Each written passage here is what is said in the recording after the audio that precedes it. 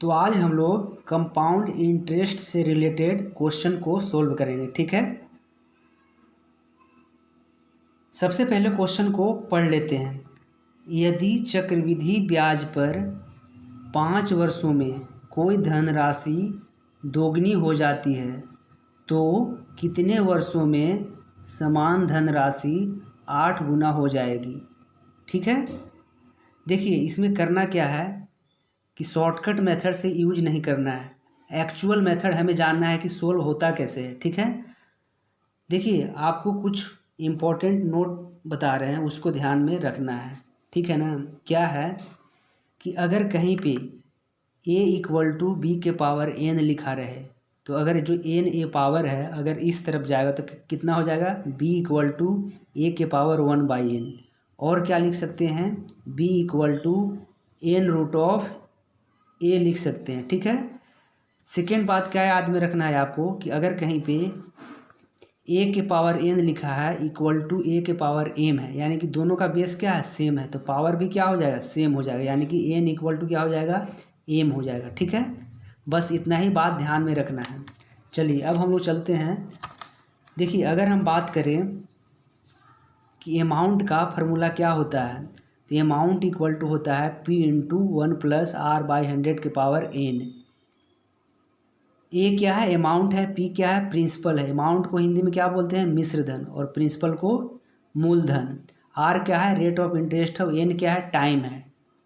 तो चलिए अब हम लोग क्वेश्चन को सोल्व करेंगे।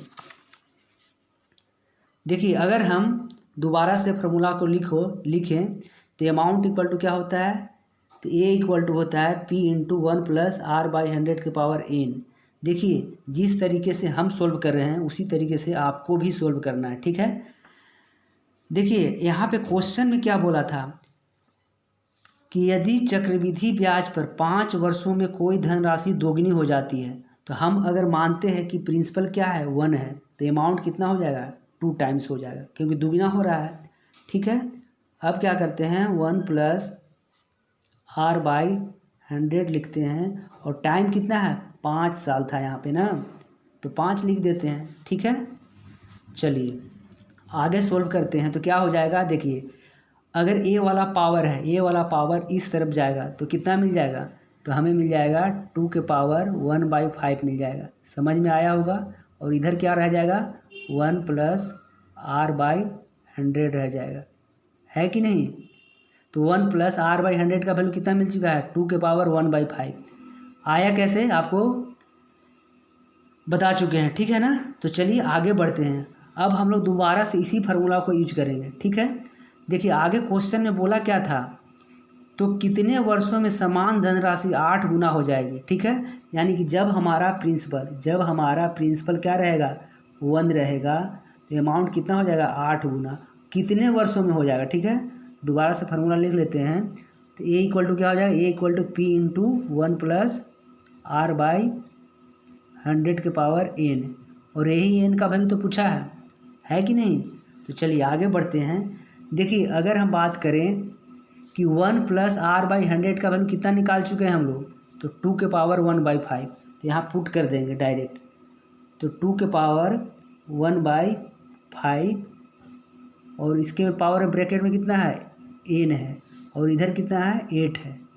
इतना समझ में आया होगा ना। चलिए आगे करते हैं।